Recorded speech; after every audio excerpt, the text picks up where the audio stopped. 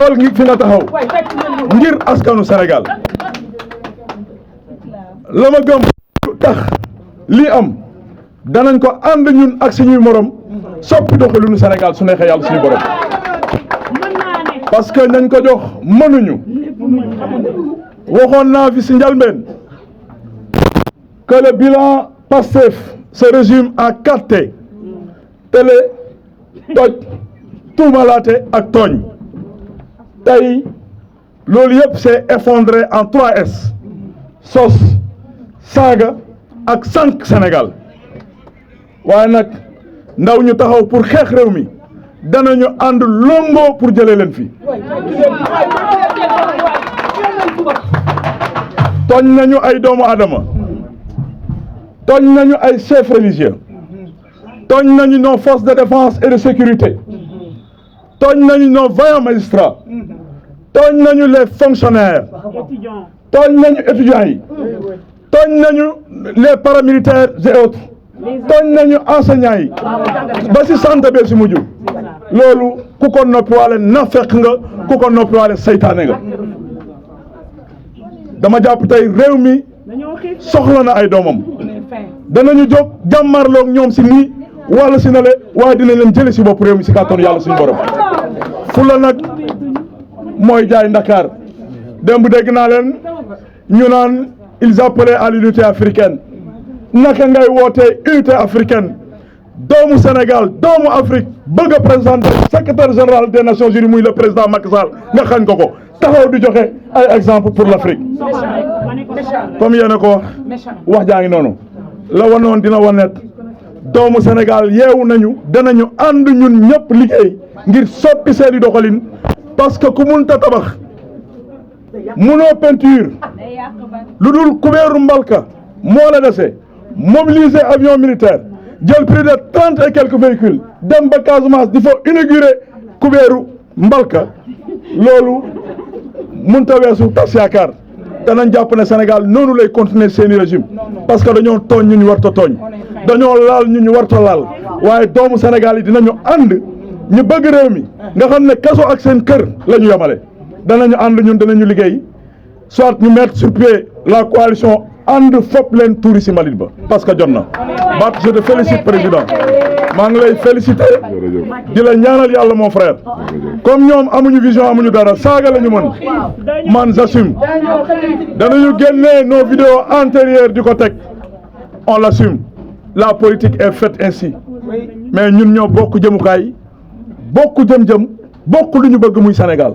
moom xeex na ngir Sénégal dugg kaso, man ma xeex Sénégal ngir dugg kaso, te dañoo ñu ànd ñun xeex jëlee fi ñu fi nekk si kàttan yàlla suñu borom ak suñu borom. jërëjëf président. parce que dama nekk ci yoon te ñu may xaar tamit ci ay yeneen bërëb fii biir Thiès, wante ginnaaw bu ñu sant yàlla maa ngi gërëm bu baax a baax président Mouhamadou Massaly di suma xarit.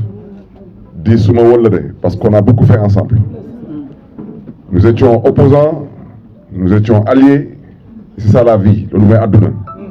wante lépp dañ ko tegoon ci yoon. lu ñuy politique yëpp man ak moom musuñu non. opposition day doon une opposition saine. wante ñu fi nekk di wax seen wax sax mën na ñàkk. moo tax président Massaly maa ngi dalal sa xel. ñaari weer a ngi nii di waaj a dugg ci ñetteel bi ñu ngi wër Sénégal ci tournée politique nationale ginnaaw bu ñu sampee suñu mouvement politique tuddee ko Sénégal bi ñuy bokk. Sénégal bi ñuy bokk nag concept la du idéologie politique suñu programme di Sénégal suñu devise di vérité équité ak liberté mooy dëgg yemale ak aafiya. Sénégal bi ñuy bokk man ku ma xam-xam ci njabootu socialiste.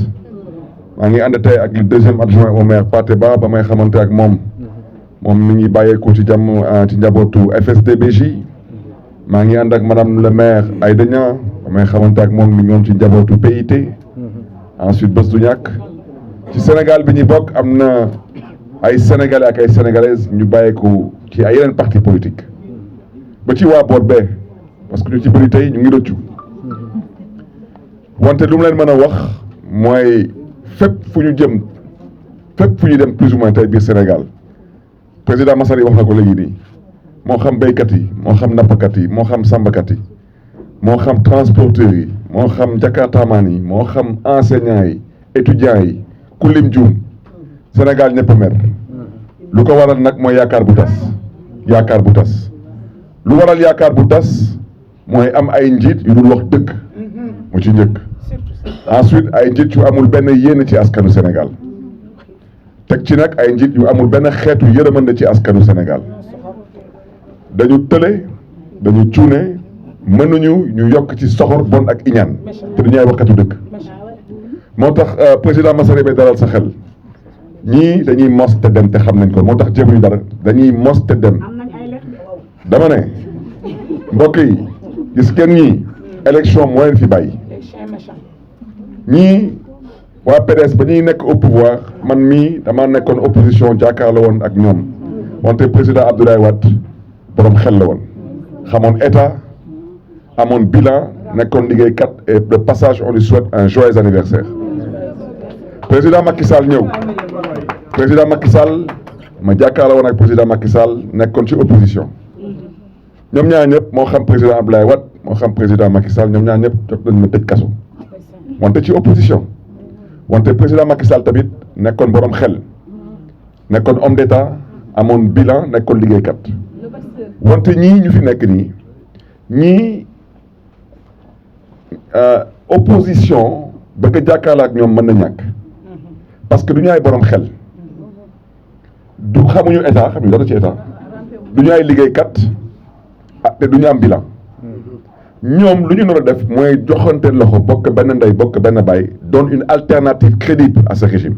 Ce régime ne mérite pas notre énergie pour ñuy opposer ou contre eux ñoom ñooy seen opposition bopp nañ leen bàyyi ñuy lekkante seen biir te ñu ngi def liggéey bu am solo nañ leen ñaanal lekk yàlla na seytaane xeb dolli waaw yàlla na seytaane xeb dolli parce que lu dul dëgg du yàgg te yoon bu ñu jël pour arriver au pouvoir danañ jëlaat le même chemin pour jóge fi te yàggatul yéen ñëpp di ngeen ci teg seen bët incha allah moo tax président Massaly ma ñëw fii talal la sumay loxo ne la Sénégal la soxla mbir bi du sa mbir du sa yëf du suma bos Sénégal moo soxla moo tax ñu nar a bokk benn ndey bokk benn mbaay ànd avec tous les Sénégalais toutes les Sénégalaises épris de paix de justice de démocratie ay Sénégalais yu am ay principes ak ay valeurs et former une alternative crédible lu mu leen wax du deñ dama ne ñii amul sëriñ bu leen mën a ñaanal dañuy mos te dem te xam nañ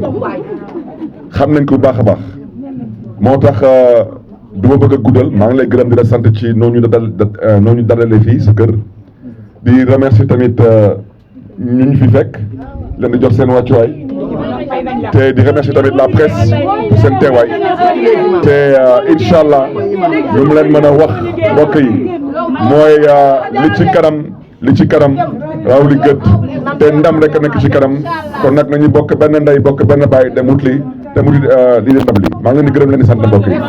Et puis remercier le président Mouhamadou Massaly qui nous a accueillis aujourd'hui chez lui ici à Thiès et dire que nous sommes dans une tournée politique nationale.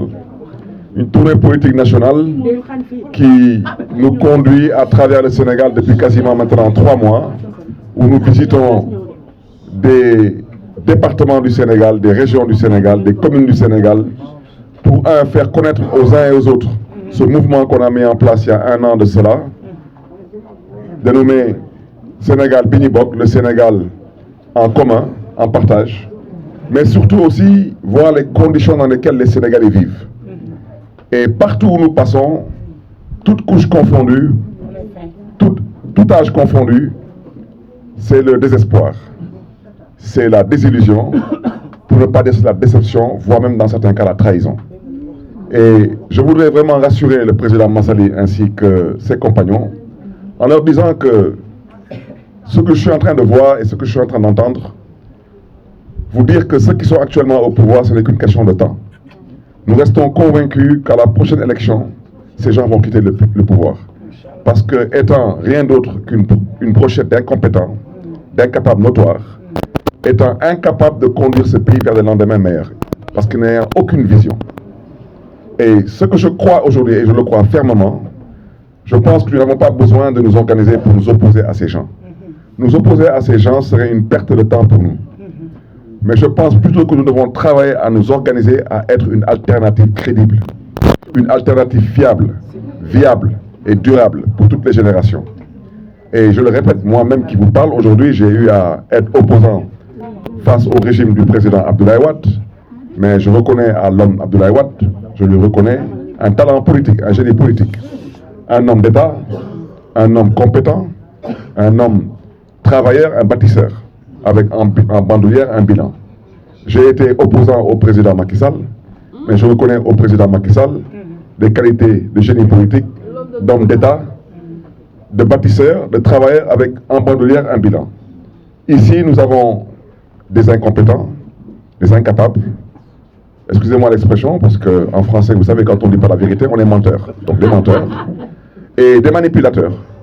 Des gens qui ont réussi à manipuler une bonne partie du peuple sénégalais, pour ne pas dire de l'électorat sénégalais. Ils ont réussi à se faire élire sur la base de ces deux stratégies, donc adossées au mensonge et à la manipulation. Et aujourd'hui, ils pensent pouvoir continuer à se maintenir au pouvoir par ces stratégies. Ça ne passera pas et ça ne marchera pas. Donc nous avons aujourd'hui un peu moins de 36 mois pour nous organiser. Nous organiser à être une alternative crédible. Eux, ils s'opposent à eux-mêmes. Et ils le font très bien. Et je vous dis, dans les jours à venir, les semaines à venir, pour ne pas dire les mois à venir, vous allez voir ce qui va se passer à la tête de ce pays. Parce que ces gens-là ont exploité des mécanismes qui n'ont rien à voir et qui n'ont rien à faire dans une république qui se respecte. Et aujourd'hui, je reste convaincu que ces mêmes stratégies qu'ils ont utilisées se retourneront contre eux. Donc je terminerai en lançant un appel au président Mohamedou Massali, à ses amis, à ses compagnons, ainsi qu'à toutes les forces vives de la nation, pour qu'elles soient des forces politiques, syndicales, la société civile, apolitiques, particulièrement à la jeunesse, pour qu'on puisse sauver ce pays, le remettre sur les rails et construire ce pays vers un avenir durable. Je vous remercie de votre attention.